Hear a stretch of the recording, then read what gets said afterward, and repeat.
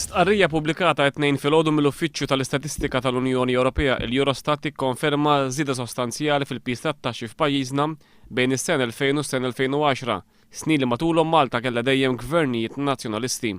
Jirriżulta li f'pajjiżna l-pis tat-taxxi matul dawn l-10 snin żdied b'5.4%. Huwa biss Ċipru li kellu żieda ikbar minn ta' pajjiżna. Fit-18 membru tal-Unjoni l-pis tat-taxxi saħansitra naqas, waqt li f'għaxar pajjiżi oħra il-pis tat-taxxi huwa inqas minn dak li huwa f'Malta.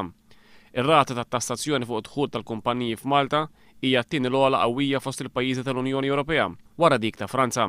Dwar ir-rata tal-VAT jirriżulta li f'pajjiżna din żdiedet minn 15% għal 18% fuq medda ta' 10 snin. Fi Slovakkja u Repubblika Ċeka, ir-rata tal-VAT naqset, waqt li f'5 pajjiżi membri tal-Unjoni din baqgħet l-istess bejn is-sena 2000 u s-sena 2010.